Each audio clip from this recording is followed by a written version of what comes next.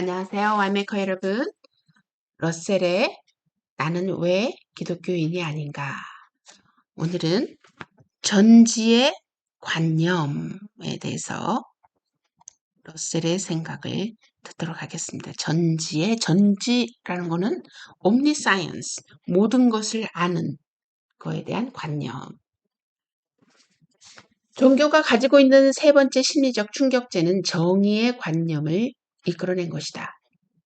나는 수많은 자유사상가들이 이 관념을 대단히 존중하며 독단 종교의 몰락에도 불구하고 이는 보존되어야 한다고 생각하고 있음을 알고 있다. 나는 이에 찬동할 수가 없다.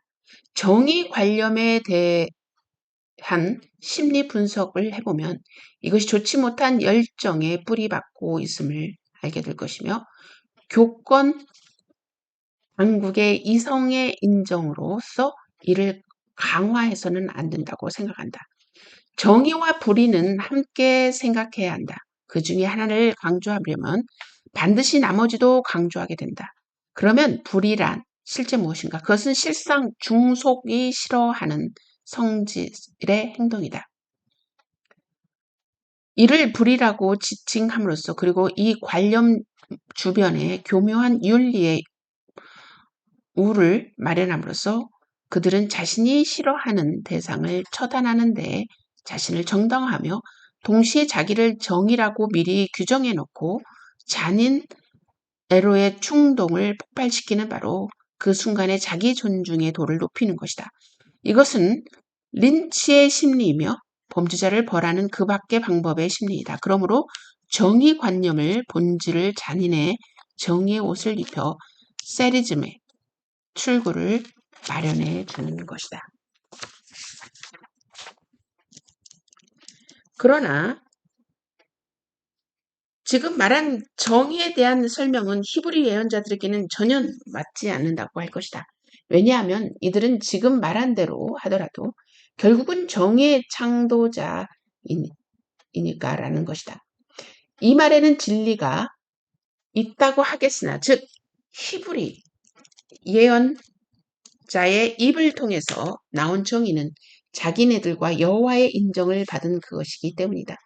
사도행전에서도 같은 태도가 나타나 있음을 볼 수 있다. 즉 사도들은 한 선언문을 시작하기를 성령과 우리는 이렇게 함이 가한 줄 알았노니 사도행전 15장 28절라고 하였다. 그러나 이와 같이 하나님의 취임이나 의견을 한 개인이 확신하고 있다는 태도는 한 사회 기관의 기본 신념이 될 수는 없다. 이것이 언제나 신교가 직면하지 않으면 안 되는 난관이었다. 새로운 예언자가 나와서 자기가 받은 계시가 먼저 나온 예언자들의 그것보다 더 권위가 있다고 주장할 수 있으며 신교의 대체의 성격으로 보아 이것을 무효로 돌릴 아무런 근거가 없기 때문이다. 따라서 신교는 수없이 많은 종파로 나누어지고 서로가 서로를 약화시켰던 것이다. 그래서 앞으로 100여 년 동안은 카톨릭을 기독교 신앙의 유일한 사실상 대표자로 생각할 만도 하다. 카톨릭 교회에서도 예언자가 받은 이러한 영감을 인정하기는 한다. 그러나 이러한 것이 우선 보기에는 정말 신의 영감 같으면서도 어쩌면 마귀에게서 받은 것일지도 모른다는 점을 시인하고 있다. 그래서 이것을 판별하는 것은 마치 다빈치의 진품 그림과 가짜를 판별하는 것이 미술 전문가의 한 일로 되어 있듯이 교회의 한 일로 되어 있다. 이와 같이 계시도 동시에 제도화되어 있다. 정의는 교회가 인정하는 것이며 불의는 교회가 부인하는 것이다. 이리하여 정의 관념의 사실상 역할은 종속의 미움을 정당화하는 일이다. 그러므로 종교가 가지고 있는 세 가지 인간적 충격죄는 공포와 자존과 미움이라고 할 수 있을 것이다. 혹은 종교의 목적에는 이러한 격정을 어떤 방향으로 이끌어서 이에 대한 존경심을 자아내려는 것이라고 할지는 모르겠다. 그러나 종교가 하나의 악의 힘이라고 하는 것은 종교의 어떤 권위에 뒷받침이 없으며 사람들은 어느 정도 이러한 격정을 억제하게 될지도 모를 것을 종교로 말미암아 아무런 견제도 없이 이에 빠지게 되는 까닭이며 대체로 이러한 격정들이 인간의 불행을 자아내기 때문이다. 이 점에 있어서는 한 가지 반대 의견이 있을 것을 생각할 수 있다. 이 반대는 대다수 정통 종교인이 할 것 같지는 않으면서도 역시 검토해 볼 만한 생각으로 볼만한 것으로 보인다. 즉 미움이나 공포니 하는 것은 본질적인 인간의 특질이 아니냐. 다시 말하면 인간은 언제나 이러한 감정이 있었고 앞으로도 있을 것이다. 그러니 이러한 것을 다루는 최선의 길은 이를 어떠한 방향으로 끌고 가는 일이며 이 방향으로 끌고 가면 딴 방향으로 갈 때보다 훨씬 덜 해를 끼친다는 의견이다. 기독교 이론가들은 다음과 같이 말할지도 모른다. 즉 교회가 이런 감정들을 취급하는 것은 교회가 그 유감스럽게 생각하는 성충동을 취급하는 것과 같다.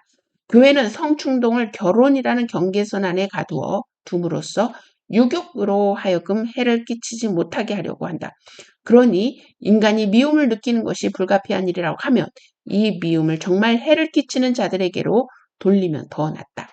그리고 이것이 바로 교회가 가지고 있는 정의관념의 기능이라고. 이러한 항변에 대해서는 두 가지 답변이 있다. 즉 하나는 비교적 피상적인 것이며 하나는 이 문제의 뿌리를 파고 들어가는 것이다. 피상적인 답변이라는 것은 정의에 대한 교회의 관념은 가능한 최상의 것이 못 된다는 것이고 근본적인 답변이라는 것은 미움이나 공포는 오늘날의 우리의 심리학적 지식과 과학기술로서 전적으로 인간 생활에서 제거할 수 있다는 것이다. 첫째 이론은 먼저 들어보자. 이에 의하면 정의에 대한 교회의 관념은 사회적으로 여러 번에 있어서 좋지 않다. 첫째로 그리고 제일 좋지 못한 것은 지성과 과학을 천시하는 것이다. 이 결함은 복음서에서 유래한다. 예수는 우리에게 어린 아이들과 같이 되라고 한다. 그러나 어린 아이들은 미분학이나 통화, 이론이나 현대의 질병 구축 방법을 이해할 수는 없다. 이러한 지식을 얻는 것은 우리의 의무가 아니라고 교회는 말한다. 교회는 이미 지식이 그 자체로서 죄가 된다고는 우기지 않는다. 하긴 교회 전성시대에는 그러했지만은 그러나 지식의 획득이라는 것은 비록 죄가 되지는 않으나 위험하다고 한다. 왜냐하면 그것이 지성의 교만을 낳게 하고 나아가서는 기독교 교리의 의문을 품게 할지도 모르기 때문이다. 예를 들어 두 사람이 있는데 그 중에 한 사람은 넓게 열대지방을 다니면서 활열병을 박멸하였으며 이와 같이 고생하는 동안에 어쩌다가 몇 여자들과 관계를 맺었으나 결혼을 하지 않았다고 하자. 한편 다른 사람은 게으르고 변통이 없어서 매년 아이를 하나씩 낳아서 마침내 아내는 쇠학계 끝에 죽게 되고 난 아이들은 돌보지 않아서 반은 예방할 수 있는 병인데도 이로 말미암아 죽게 됐나. 그러나 한 번도 불의의 정은 맺지 않았다고 하자. 이럴 때 선량한 기독교인들은 누구나 이 중에서 둘째 번 남자가 첫째보다 더 도덕적이라고 할 것이다. 이러한 태도는 나위도 없이 미신적이며 이성에 전혀 위배된다. 그럼에도 죄를 짓지 않겠다는 생각이 실제 결과보다 더 중요시 되는 동안에는 그리고 지식이 훌륭한 인생을 돕는 것으로서 중요시 되지 않는 동안에는 불가피한 일이다. 둘째 이론, 즉 공포와 미움을 교회 나름대로 이용하는 데 대한 좀 더 근본적인 반대 태도는 이와 같은 감정들은 교육, 경제 및 정치 개혁으로서 거의 전적으로 인간성에 없애버릴 수 있다는 것이다. 이 중에서도 교육 개혁이 기본이 되어야 할 것이다. 왜 그러냐 하면 미움과 공포를 느끼는 사람들은 어느 기독교인 경우나 마찬가지로 비록 무의식적으로나 이러한 감정들을 또한 찬양하며 언제까지나 이를 지속하려고 하기 때문이다. 공포를 없애도록 교육하기란 결코 어려운 일이 아니다. 다만 어린아이를 친절하게 다루며 불행한 결과에 이르지 않고 창의성을 가질 수 있도록 환경을 조성해주고 그리고 어두운 곳이나 혹은 쥐들이나 사회혁명 등 무엇에나 대하여 공연한 공포를 느끼는 어른들과는 접촉하지 못하게 하면 되는 것이다. 또한 어린아이에게 가혹한 벌이나 위협이나 무겁고도 과도한 견책을 주어서는 안 된다. 어린이로 하여금 미움을 갖지 않게 하는 것은 좀 더 세심한 주의가 요구되는 일이다. 시기심을 자아내는 조건들은 다른 아이들과 사이에 있어서 세심하고도 아주 공평한 취급을 한다든지 해서 주위에서 없애주지 않으면 안 된다. 어린이는 자기와 관계가 있는 적어도 몇 사람의 어른들에게서 따뜻한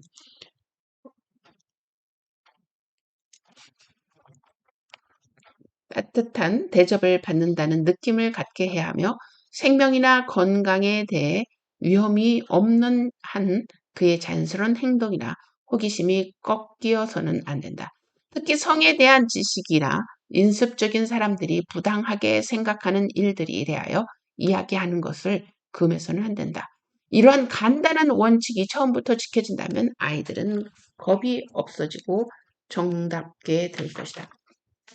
그러나 어른들이 되면 이러한 교육을 받은 젊은 남녀는 자기도 부정과 잔인과 막을 수 있는 비참에 차 있는 세계의 임원임을 알 것이다.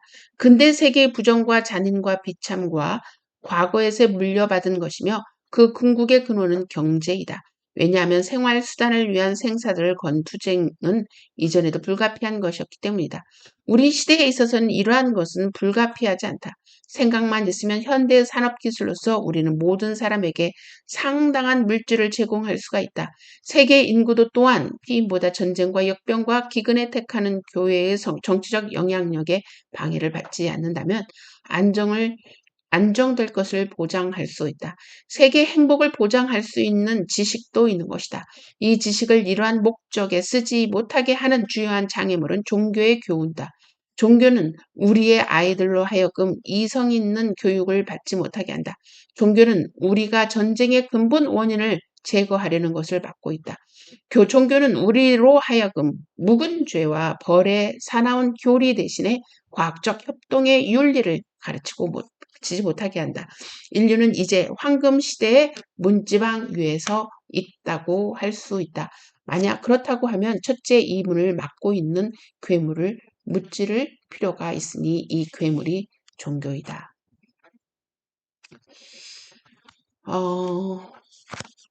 첫 번째 단원인데요. 아마 첫 번째 단원에 제가 이 부분을 읽으면서 여러분, 러셀의 이야기에 여러분이 얼마나 공감을 하시는지 모르겠는데, 음, 오늘날의 엄청난 교육과 성에 대한 개방, 지금 러셀이 이때 당시에 안타까워했던 점들을 오늘날 우리가 다 실천하고 있는데, 어때요? 여러분, 사회가 정말 더 발전되고 더 자유로워지고 여러분 공포에서 더 벗어났습니까? 라는 질문을 먼저 드리고 싶고요. 여기에 대해서 첫 번째, 여기에 대해서 어떤 게 옳고 그르냐에 대한 이 관념에 대해서 우리 이제 C.S. 루이스는 두 가지를 이야기하겠죠. 어떤 거냐면 이 범신론적인 이해를 이야기합니다. 범신론적인 이해라고 하는 것은 무엇이 정이냐, 옳으냐라고 하는 것은 옳고 그름, 뭐가 선이고 무엇이 악이냐. 범신론적인 방법은 이는 선과 악이 각자의 객체로서 각자 힘이 있는데 어느 지점에 올라가면 선과 악이 구분이 없다라고 하는 게 어, 이원론적인 죄송합니다. 이원론적인 이론이죠. 그런데 C.S. 루이스는 직선이 없이 곡선이 나올 수 없다라고 하는 표현을 통해서 정의가 없이 불의가 나올 수 없다는 것으로 반박하게 됩니다. 정의가 있어야만이 불의가 있을 수 있지, 정의가 없는데 불의가 나올 수는 없다는 것이죠. 어떻게 생각하십니까?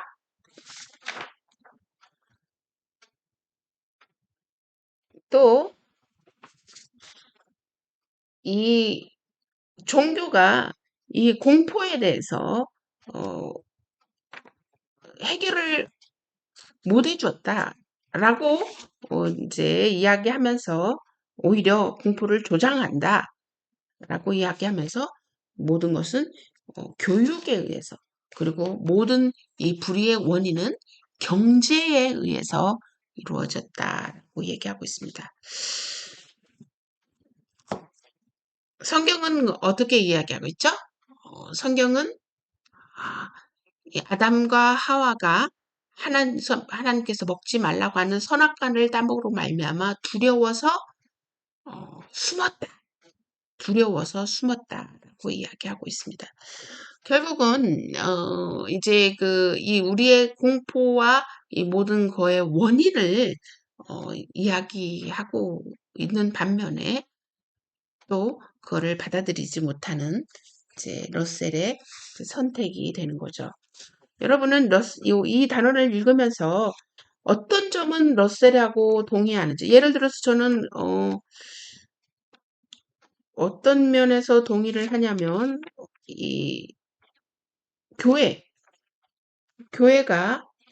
서로 이렇게 다투었다라는 말이 있습니다. 교회가 자기가 옳다라고 서로 다툼으로 말미암아 결국은 이 신교는 다 나누어지게 되고 결국 정통성은 구교가 갖게 되었다라고 얘기하고 있는데, 이거는 이 러셀이 이 교회를 잘 못 이해하는 겁니다. 구교는 모든 권위를 이 교황에게 두지만 신교는 모든 권위를 각 교단에게 두지 않습니다. 어디에 두냐? 성경에 두고 있다는 것입니다. 그 어떤 것도 성경 권위를 넘어갈 수 없다는 게 바로 신교의 이 개혁, 리폼의 의지였던 거죠. 그거를 아직 러셀은 조금 더 기독교에 대한 이해가 좀 부족하다라는 것을 이 단어를 읽으면서 듣게 되었습니다. 저는 러셀에 대한 나는 왜 기독교인이 아닌가 이 부분을 좀 이제 영어로 된 표현들을 여러분과 다시 조목조목 공부하면서 조금 더 자세하게 이 비기독교인들이 왜 종교에 대해서 어떻게 생각하고 있고 그들의 생각이 어떻게 다른지를 조금 더 구체적으로 여러분과 같이 이야기할 수 있는 시간을 갖고자 합니다. 다음 시간부터는 영어로 또 같이 읽으면서 러셀의 생각을 듣고자 하니까 여러분 영어를 공부하지 않는 분들도 같이 참여하면 충분히 이해할 수 있습니다. 우리 다음 시간 또 계속되겠습니다.